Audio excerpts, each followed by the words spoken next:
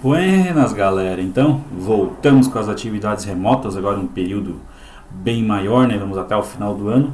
Mas enfim, é isso aí. Vamos lá que não tem jeito. Aliás, tem jeito, né? A gente está fazendo dessa forma aqui, através das aulas gravadas, através da disponibilização dos conteúdos via YouTube, através de WhatsApp, através de e-mail, Google Meet, né? A gente tem bastante ferramenta aí, a gente vai dando o nosso jeito como a gente consegue, beleza? Então assim, ó, esse último período que a gente está vivenciando agora, né? A gente não sabe se é o último ou se é o penúltimo, na verdade. A gente vai falar só sobre população. É só, mas não é só, né? População tem muitas facetas, muitos conceitos. A gente vai falar hoje aqui, como vocês podem ver ali em cima, ali, ó, sobre teorias populacionistas, tá? Mas é um assunto bacana, certo? Porque quando a gente fala em população, a gente fala sempre em números, né? A gente gosta de falar em números. Nossa, eu me lembro lá em 2011, né, quando a galera falou assim, nasceu o bebê, não sei, não lembro qual é o país, acho que foi na Austrália, na Nova Zelândia, comemoraram o bebê número 7 bilhões, né, onde em 2011, então, a população chegou a 7 bilhões de habitantes. Né? Teve uma perspectiva, agora saiu um número em julho desse ano, julho de 2020, que o mundo já tinha alcançado 7,8 bilhões de habitantes, ok? Então vocês podem ver aqui, ó, que o nosso primeiro bilhão de habitantes do nosso planeta aconteceu em 1802. Demorou 126 anos para alcançar o segundo bilhão. Depois demorou 33 anos para alcançar o terceiro bilhão.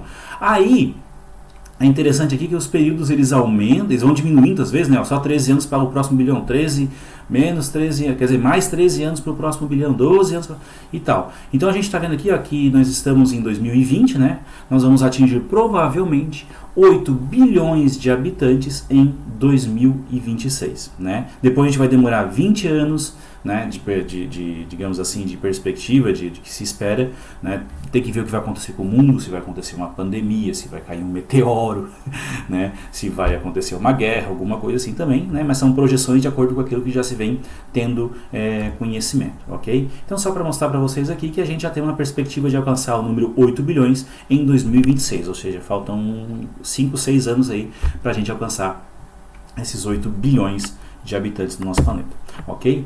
A gente tem um mapa aqui, nesse lado aí, vocês estão vendo aqui, ó, sobre a distribuição da população mundial, tá? Presta atenção que tem uma legendinha, bem aqui assim, ó, tá vendo aqui, ó, a legendinha aqui, ó, tô circulando com o mouse, que ela não é o número total de habitantes, mas ela fala em concentração. Basicamente a gente se refere a número de habitantes por quilômetro quadrado, ou seja, não quer dizer o número total da população, mas sim o quão concentrada essa população vive ali.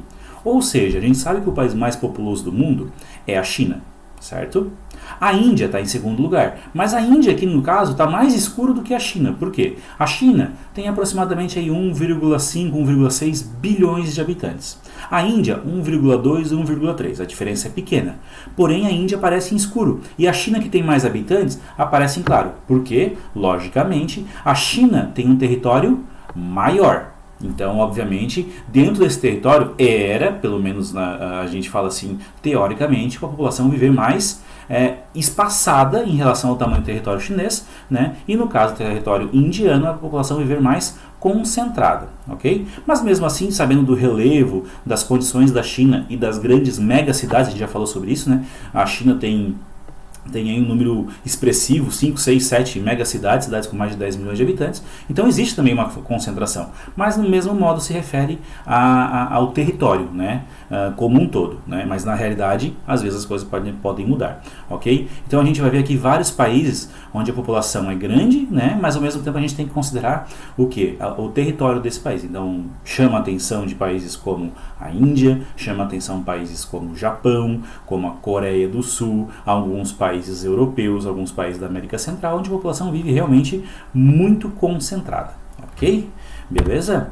Bom, já que a gente vai falar sobre população, eu vou aproveitar esse primeira série de slides, essa primeira série de aula, para falar como que a gente vai estudar essa dinâmica, toda essa dinâmica populacional. A gente vai falar na aula de hoje sobre teorias populacionistas, né? Futuramente a gente vai falar de natalidade, né? Natalidade quer dizer o número de nascimentos, né? Quando a pessoa vai fazer, vou fazer o exame pré-natal, né? Antes do nascimento. Então a natalidade, a palavra natal tem a ver com o nascimento.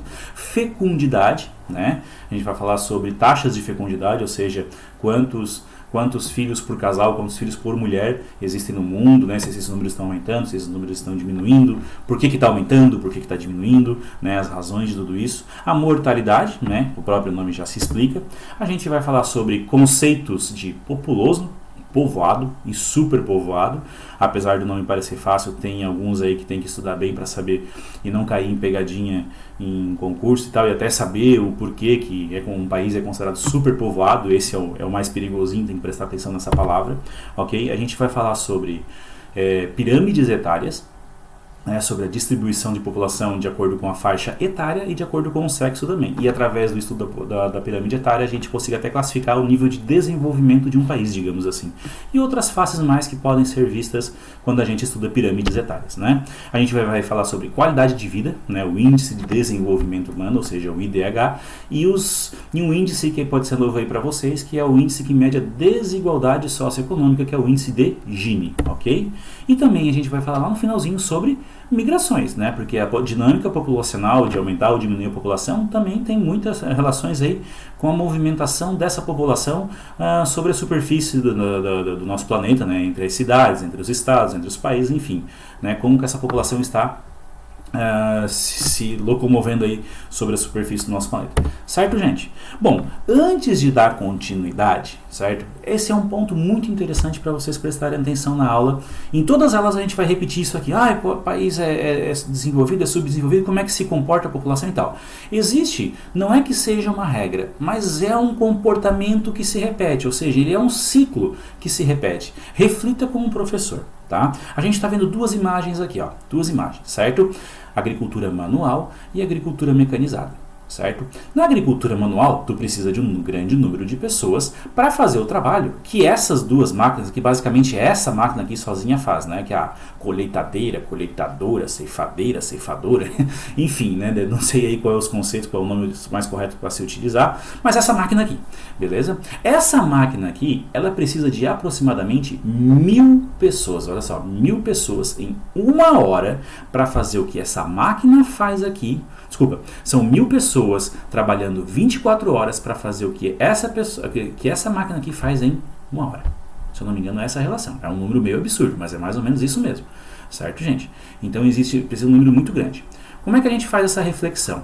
Vamos lembrar dos países que ainda não sofreram um processo de industrialização, são aqueles países subdesenvolvidos, que têm um nível aí de pobreza muito alto e tal. O trabalho continua sendo manual. Né? É o Brasil de 40, 50, 70 anos atrás, quando os casais tinham muitos filhos. Por que se tinham muitos filhos? Porque a maior parte da população brasileira vivia no interior. Então se tinha muitos filhos por várias questões. A especial delas para ajudar no trabalho, né? Mais filhos, entre parênteses, é como se fosse um empregado do campo, né? Também uma forma de garantir a aposentadoria, porque o sistema previdenciário não funcionava muito bem, o deslocamento da cidade e campo era complicado, né? Então era uma garantia também de subsistência quando os pais chegassem a uma certa idade e os filhos sustentassem esses pais. Então tem várias questões aí envolvendo. Então isso que acontecia no Brasil há 40, 50, 70 anos atrás, continua acontecendo nos países pobres, né? Os países africanos, os países da Ásia, alguns países aí também da América Central, até dentro do próprio Brasil, tem muitas famílias que ainda têm essa cultura de ter muitos filhos e assim por diante. O que acontece nos países industrializados, nos países urbanizados? Né? A mecanização chegou, a industrialização chegou, a urbanização chegou. A maior parte das pessoas vive onde? Nas cidades. Okay? Então vamos pegar o exemplo do próprio Brasil. O Brasil ele é um microcosmo do que acontece no mundo, né? O Brasil de 60 anos atrás, quando a população era maioria rural, e o Brasil atual, que a população aí chega a algo em torno de 85, 87% de população urbana. É porque a galera veio para a cidade e a produção agrícola diminuiu? Não, justamente porque a mecanização substituiu toda essa mão de obra e o conhecimento, né? O estudo, né, novas sementes, a aplicação de novas tecnologias fez com que a produção aumentasse muito. Ou seja, não é porque um país tem a população rural pequena que a produção agrícola dele seja pequena. Pega o exemplo do próprio Estados Unidos. 95, 96% da população dos Estados Unidos vive nas cidades. Né? 4, 3, 5% da população dos Estados Unidos vive no campo. E os Estados Unidos é justamente um dos maiores produtores rurais do mundo, né? Como a gente fala, do mundo, certo? Por quê? Porque substitui toda aquela questão de mão de obra com maquinário, com tecnologia, com ciência, com conhecimento, ok? Então esse é o ciclo que se repete. Quando a gente vai observar a população de um país mais pobre, a gente vai ver que a população dele cresce, continua crescendo muito rápido, porque o trabalho continua sendo manual, a maior parte da população vive no campo, então ainda tem a cultura de ter muitos filhos, porque também não tem a mecanização. Okay? Quando a gente vai para um país mais urbano, as pessoas vivem mais nas cidades. Nas cidades, ter filhos gera muito mais custos do que ter filhos no campo, certo? Os filhos não vão estar trabalhando na cidade, é complicado, né? Tem um monte de leis agora, um monte de situações aí que dificultam, que são leis que estão obviamente corretas, né? A gente sabe muito bem disso, mas enfim, ter o filho na cidade agora, ter mais que 3 filhos, 2 filhos, hoje em dia, né? Se fizesse essa pergunta assim para um casal hoje, se fizesse essa pergunta, há 70 anos atrás com casais, quantos filhos você tem? A pessoa fala assim, eu tenho 3. A pessoa vai dizer assim, só? Né? Mas se fizer essa pergunta hoje, quantos filhos você tem? E a pessoa responder 3, o que eles vão dizer? Tudo isso? São momentos distintos, né? Mas que atualmente continuam acontecendo em alguns países do mundo de terem muitos filhos e outros países do mundo terem poucos filhos. Quando a gente coloca isso numa balança, o que eu estou querendo dizer com isso? Botar a maior parte dos países do mundo são países ainda que não foram industrializados, a gente leva a crer então que a população mundial continua crescendo, porque os países industrializados, países urbanizados, eles têm um número de crescimento populacional bem menor, justamente porque tem menos filhos. Acho que vocês compreenderam onde que o professor quis chegar, né? É um entendimento bem simples, mas que ele se repete, e a gente consegue explicar várias coisas quando a gente for estudar pirâmides etárias, até as próprias teorias populacionistas agora, a gente vai conseguir estudar melhor. Beleza? Vamos lá, vamos dar continuidade. Bom, a primeira teoria populacionista, e talvez a mais famosa de todas, e tem sido muito usada ultimamente aí, até por filmes de Hollywood, e até tem sido dita durante essa pandemia que a gente está sofrendo, é a teoria do cara que é chamado Thomas Malthus, né? Nasceu em 1766 e viveu até 1834. Ele viveu praticamente na Inglaterra durante o período aqui, 1766, durante o auge, né? Durante o período aí da Revolução, da primeira Revolução Industrial, certo? No que se baseava a teoria de Thomas Malthus? Ele falava assim, naquela época, com o que ele estava presenciando, com o que ele estava vivendo, ele via que a produção de alimento crescia em progressão aritmética, né? E a população crescia em progressão geométrica, ou seja, PA e PG. Não sei se vocês já viram isso em matemática, né? Mas o PA é aquele aritmético. 1, 2, 3, 4, 5, 6, 7, 8. Nossa, faltou até o 7 aqui, Mas aqui deveria ter um 7 aqui no meio, tá? Então assim, 1, 2, 3, 4, 5, 6. A população vai crescer, o alimento vai crescendo nessa proporção. Só que a população estava crescendo muito mais rápido que o crescimento do alimento. Então a população ficava dobrando aqui, depois de um certo período, dobrava. De 1 virava para 2, de 2 virava para 4, de 4 virava para 8. Se a gente comparar as duas lacunas aqui, as duas linhas aqui, vocês vão ver que, por exemplo, aqui tem 3 para 4, aqui tem 4 para 8, aqui tem 6 para 16. Então está faltando alimento. Certo? Então Thomas Malthus é um cara que até chegava a discutir assim, claro que isso não é uma coisa boa, assim, no sentido de bom mesmo, mas que, por exemplo, uma pandemia como a gente está passando agora, uma guerra, alguma coisa, era uma forma até de ter um certo controle populacional, era um certo bom para a população, para não ter tanta gente assim, pela falta de alimento que isso poderia acontecer, né, com o que ele estava estudando. Então, olha só, a teoria do Thomas Malthus. Para Thomas Malthus, o crescimento geométrico da população não poderia ser acompanhado pelo crescimento aritmético da produção de alimentos e recursos para a sobrevivência. Certo? Ou seja, a produção de alimentos e recursos para a humanidade não era o suficiente para todas as pessoas do mundo. Ele falava, uma hora vai gerar um colapso. Ok? Então os números deles mostravam isso. Porém, o Thomas Malthus viveu em 1766, viveu numa época muito antiga, e ele errou, porque o tempo passou, a agricultura, a pecuária evoluíram, a chamada Revolução Verde, como é dita, né? A da produção aumentou, conhecimento, maquinário, né? Ele só tinha uma visão local de onde ele vivia, não sabia o que estava acontecendo no resto do mundo. O mundo ainda não era globalizado, não sabia que estava surgindo novas técnicas. Hoje, a gente até diz assim, facilmente, a produção de alimento do mundo é suficiente para alimentar o mundo inteiro. Professor, por que tem gente então que passa fome?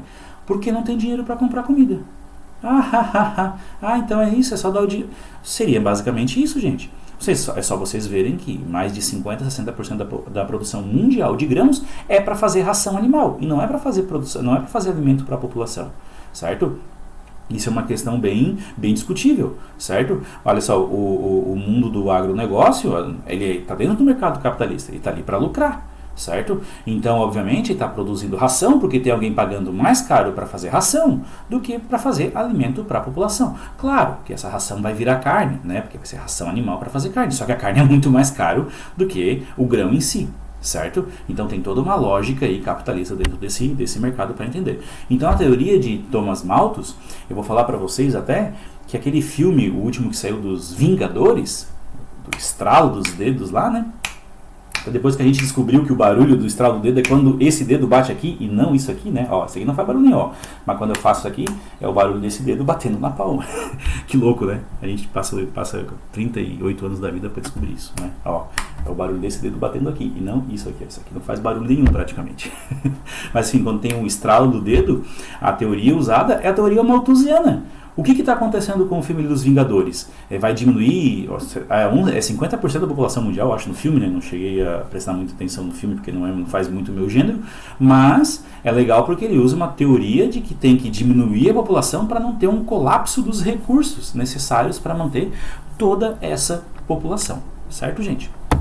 A próxima teoria é a teoria neomalthusiana, né? O Thomas Malthus morreu até então, digamos assim, aí por uns 200 anos depois, que se comprovou que ela estava toda errada. Não é toda errada essa teoria, tem a sua razão, mas aqui existe um contorno da agricultura e da pecuária para conseguir suprir essa necessidade de alimento para a população, ok?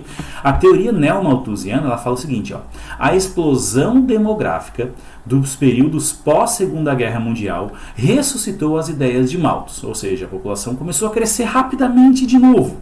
Mas por quê? Conhecidos como neomalthusianos ou alarmistas. Mas por quê?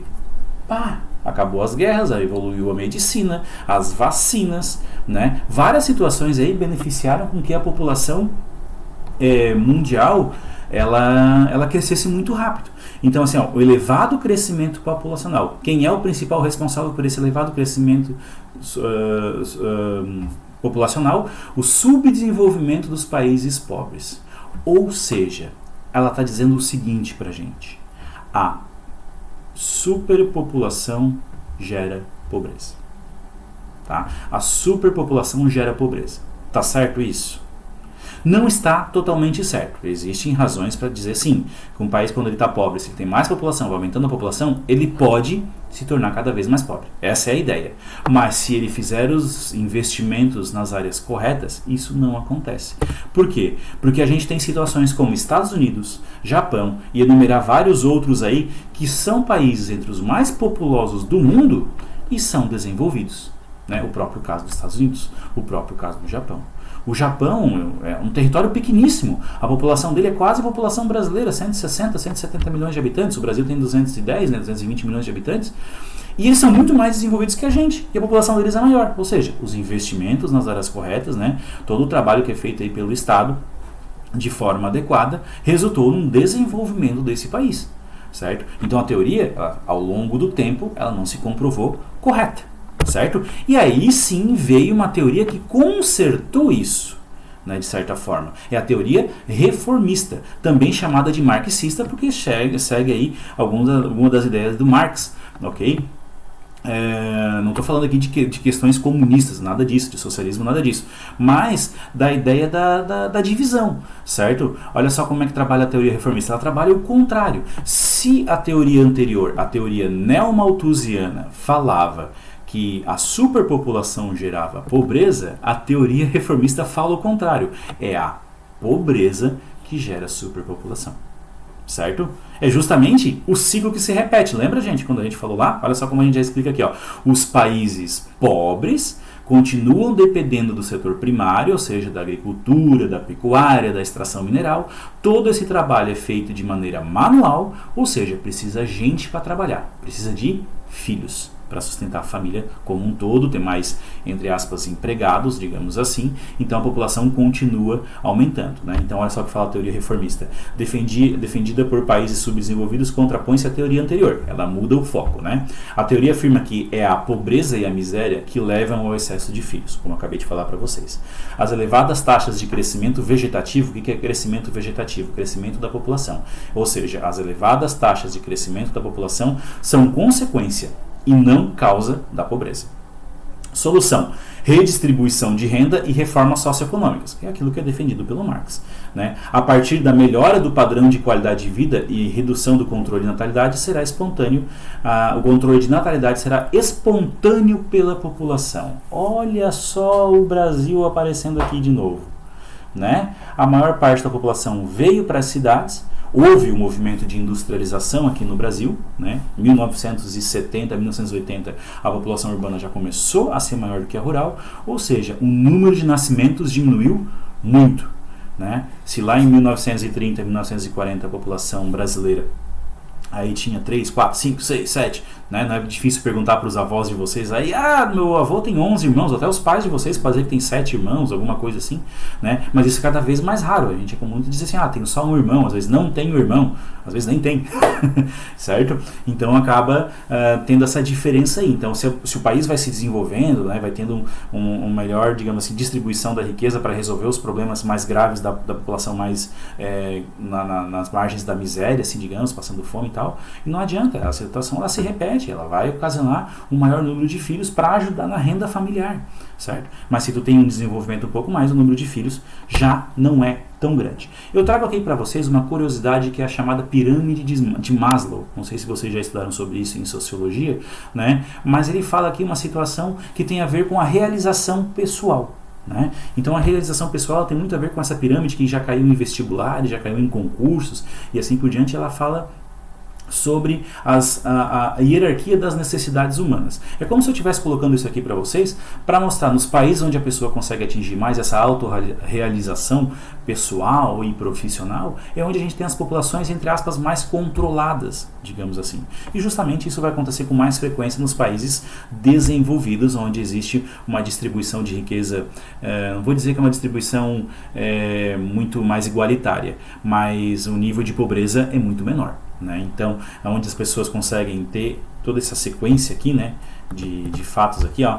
Por exemplo, a base da pirâmide são as necessidades fisiológicas. Aqui pelos desenhozinhos aqui embaixo vocês podem ver comida, saúde, a própria necessidade fisiológica, aquela que vocês estão pensando mesmo, de dar um cheirinho no banheiro, né? Depois vem a segurança, a proteção, estabilidade, as nossas relações sociais, amigos, família e tal, a autoestima no que diz respeito ao respeito ao status e assim por diante, né? E por último, o crescimento pessoal e intelectual, né? Então a gente vê muito comum isso aqui, geralmente nos países mais desenvolvidos, naquelas pessoas que conseguiram atingir principalmente esse último nível aqui, né, de intelecto e tal, né, que não reproduzem fake news, certo? Que conseguem diferenciar as coisas. E eu até fiz uma brincadeira aqui embaixo, que na verdade na base da pirâmide deveria ter smartphone, mais internet, mais Wi-Fi, kkk, é brincadeira, né, gente? Mas que seria uma coisa essencial para sustentar toda essa pirâmide aqui, certo? Leve em consideração só isso que eu coloquei aqui em cima, certo, gente? Beleza. Como que se aplicaria essas teorias numa prova ou numa avaliação, enfim, coisas que são para refletir? Então, olha só, por exemplo, lá no Enem de 1999, estava no comecinho do Enem ainda, se eu não me engano, o Enem, a primeira prova foi em 1997, esse Enem aqui, ó, 1999, quando o Enem ainda nem era usado para ser um exame de classificação para as universidades ou para as faculdades, certo? Era usado mais para medir a qualidade do ensino médio em si, certo? Então, por exemplo, aqui, ó, qual dos slogans, né, ou seja, uma frase típica de uma marca, alguma coisa assim, abaixo poderia ser utilizado para defender o ponto de vista neomalthusiano? Quando eu falo em neomalthusiano, eu estou falando o quê? Quando eu falo em neomalthusiano quer dizer a superpopulação gera pobreza. né? Errado, porque Estados Unidos, Japão, aquela coisa lá, não tiveram problema de pobreza. Mas sim, o que é correto, o que é mais aceito é a reformista, que a pobreza gera a superpopulação. Então vocês têm aqui nessas duas questões aqui, ó, dois tipos bem semelhantes, e eu vou deixar aqui para vocês analisarem, daí vocês dão um pause aqui no vídeo e dão uma analisada, porque tudo já está colocado do ladinho, e vocês cheguem às suas próprias conclusões, né? Como por exemplo, que, ó, justiça social, sinônimo de desenvolvimento, é a reformista, né? Onde tu tem uma justiça, todas as pessoas têm os mesmos direitos, né? Então não tem a diferença entre pobres e ricos aqui perante a justiça, então tu tem uma maior igualdade, né? Então tem a ver com as teorias de Marx, um regime mais igualitário, então diz respeito à uma teoria reformista. Então, já estou aqui interpretando uma das questões para vocês. Uma outra questão aqui, ó, controle populacional já, ou o país não resistirá. É uma teoria de Malthus, ou seja, a teoria malthusiana, é a original, a primeira. O que ele está falando? Tem que controlar a população, não pode ter tanto nascimento, porque se tiver muito nascimento, não vai ter recurso suficiente. É a primeira teoria de Malthus, que se comprovou errada porque os recursos eles aumentaram. Mas a gente já está vivenciando isso novamente, porque a população cresceu muito, e agora a gente não fala mais em recursos só de alimento. Né? A gente está falando agora o que também? De tudo aquilo que cerca a gente aí, de qualidade de vida, de infraestrutura de uma moradia, de aço, de plástico, de combustível, tudo isso, né? Agora está contando também, não é só o alimento em si. Ok? Com saúde e educação, o planejamento familiar virá por opção. Reformista é a teoria mais aceita. Por que está falando isso aqui? Ó? O investimento em saúde e educação vai fazer com que as pessoas não tenham tantos filhos. Se isso acontecer, naturalmente a população vai se controlar, tá? Então olha só como a gente vai vendo isso aí e vai lembrando daquilo que eu falei lá, o ciclo se repete, como as coisas ficam mais fáceis. Só não pode esquecer, né, do que cada teoria fala basicamente. A teoria malthusiana de que não vai ter recurso, né? E na verdade tem que trabalhar a questão dos recursos. A teoria neomalthusiana que a superpopulação gera pobreza. Né? E a teoria reformista é que a pobreza é que gera a superpopulação, que é justamente essa última que é a mais aceita. Ok, gente? Teorias na prática. As teorias na prática no que diz respeito a alguns países, assim, ó. Quando a gente fala em China, né, você já deve ter ouvido falar na China a política do filho único, né, que agora já estão com a política de pode ter até 2 filhos, porque essa política foi aplicada por vários anos aí, né, fez com que freasse um pouco o crescimento populacional chinês, que ainda continua sendo o país mais populoso do mundo. Então a China, ela continua tendo uma política de restrição à natalidade, ou seja, política antinatalista, para que não tenha tantos nascimentos, ok? A Noruega é o contrário. A Noruega é o seguinte, políticas de incentivo à natalidade. Então, ou seja, a Noruega tem umas políticas natalistas, certo? Ela incentiva o nascimento. Eu vou dar uma pausadinha aqui só para vocês fazerem uma comparação. Professor, não é fácil equilibrar essa balança? Se a China tem gente demais e a Noruega está tendo gente de menos, porque na Noruega os casais estão tendo bem menos filhos, é comum encontrar vários casais que nem têm filhos, né? Não é só levar as pessoas de um lugar para o outro e equilibrar essa balança? Não é, porque no meio de tudo isso não existe um caminho tão simples assim. Existe aqui as questões geográficas, existem as barreiras geográficas, existe a dificuldade de locomoção, existe a questão cultural, existem várias coisas, mas a mais forte delas, tá?